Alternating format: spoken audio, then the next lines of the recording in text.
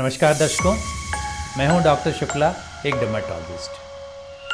आज हम बात करेंगे चेरी एंजियोमा की, जो एक बहुत ही कॉमन प्रॉब्लम है।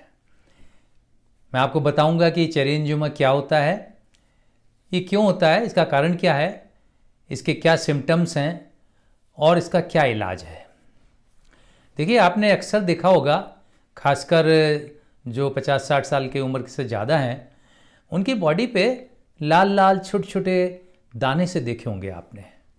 और कई लोग उसको देख के परेशान हो जाते हैं कि ये क्या है, कहीं ये कोई कैंसर तो नहीं है। तो सबसे पहले बात करते हैं कि चेरी एंजियोमा क्या होते हैं। देखिए, चेरी एंजियोमा, इनको हम सिनाइल एंजियोमा भी कहते हैं और इनको मॉर्गन स्पॉट्स भी कहते हैं। मॉर्गन स्पॉट्स उस वैज्ञानिक के नाम से पड़ा जिन्होंने इसको डिस्कवर किया था। तो ये क्या होता है, ये जो खून की नली होती है अपनी कैपिलरीज, उनके अंदर के जो सेल्स होते हैं, खून की नली के अंदर के जो सेल्स, एंडोथीलियल सेल्स, उनकी ग्रोथ होती हैं ये। तो ये आपके नाम इसका चेरी एंजियोमा है, तो चेरी कलर के होते हैं। तो बहुत छोटे छोटे, करीब 2 से 5 मिलीमीटर साइज के गोल गोल ये ग्रोथ्स होती हैं, दाने से होते हैं, जो बॉडी में चेस्ट पे, बैक पे या थाइस पे, लेग्स पे या आर्म्स पे कहीं भी हो सकते हैं। ये होते हैं आपके ज़्यादातर 30 साल की उम्र के बाद में। तो 30 साल की उम्र के बाद 50% लोगों को ये चेरी एंजियोमास हो जाते हैं। और ज़्यादा उम्र में 75 साल की उम्र के बाद तो 75% लोगों को चेरी एंजियोमा होते हैं। तो ये इतनी कॉमन प्रॉब्लम है ये। लेकिन लोग इससे फिर डरने लगते हैं जब ये लाल लाल चीज़ें होती हैं कि पता नहीं क्या हो गया है, कि कहीं ये कैंसर तो नहीं है। तो यहाँ पहले ही मैं क्लियर कर देता हूँ कि ये कैंसर नहीं है, इनसे डरने की जरूरत नहीं है। तो ये मैंने आपको बताया, क्या ये आपके जो ब्लड वेसल्स है, खून की जो नलियाँ हैं, जो आपकी कैपिलरी जो होती है, उनकी ग्रोथ होती है। तो ये अपने आप होती है, ये कोई नुकसान नहीं करती है और ये आपके 30 साल के बाद कभी भी आ जाती है।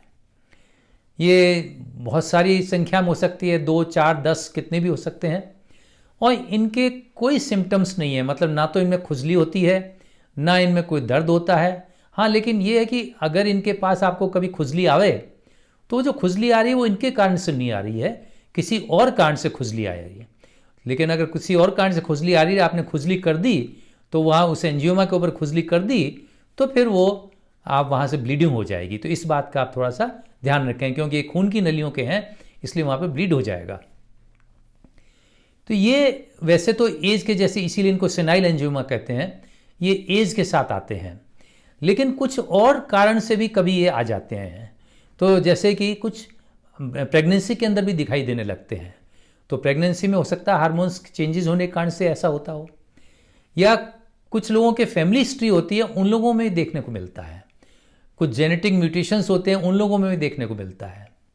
या कुछ लोगों के आपके केमिकल्स के एक्सपोजर होते हैं, जैसे कोई नाइट्रोजन मस्टर्ड है, या आपके कुछ और केमिकल्स हैं, जो उनके कारण से भी आपके जब एक्सपोजर होता है तब भी चेरी एंजियोमा आ जाते हैं। और जो प्रेगनेंसी के दौरान आते हैं, वो डिलीवरी होने के बाद अपने आप ठीक हो जाते हैं। तो इन चेरी एंजियोमास को वैसे तो ये बिल्कुल हार्मलेस हैं, कोई आपको नुकसान नहीं करेगा। और इनका कलर जो होता है एकदम बिल्कुल रेड होता है या पर्पल होता है, या कभी कभी ये डार्क रेड कलर या डार्क पर्पल कलर के भी हो जाते हैं। और ये कभी ब्लैक से भी दिखने लगते हैं, तब उस टाइम हम कंफ्यूज कर सकते हैं कहीं ये मोल तो नहीं है। या कभी बड़े साइज़ के हो जाए तो कन्फ्यूजन हो सकता है कि कहीं ये मेलानोमा तो नहीं है। तो वैसे तो ये कैंसर नहीं होता है, लेकिन अगर आपको कन्फ्यूजन है और ये देखना है कि कहीं मेलानोमा तो नहीं है, तो फिर आपको इसकी बायोप्सी लेनी पड़ेगी, जांच करवानी पड़ेगी। उससे पता चल जाएगा कि भाई जस्ट चेरी एंजियोमा है या कुछ और हो गया। तो ये इनके था। अब इसके अंदर एक और चीज़ है कि अगर चेरी एंजियोमा हो जाए तो कभी कदार लोग एक और चीज़ से कंफ्यूज, वर्ड वाइज कंफ्यूज कर जाते हैं, हीमेंजियोमा से। तो हीमेंजियोमा जो होता है, वो हीमेंजियोमा छोटे बच्चों में, नवजात शिशु में, इन्फेंट्स में होता है।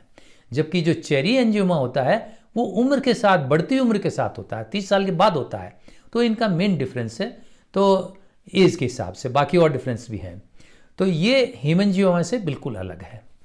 अब आते हैं कि इसका इलाज क्या है। देखिए, वैसे तो इसको इलाज करने की आवश्यकता ही नहीं है, क्यों, ये किसी तरह से नुकसान करता नहीं है।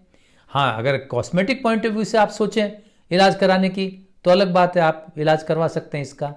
या आपको अगर कहीं कन्फ्यूजन हो रहा है, जैसे मैंने बताया कि भाई ये कहीं मेलानोमा तो नहीं है, तो फिर आप जांच करवा सकते हैं।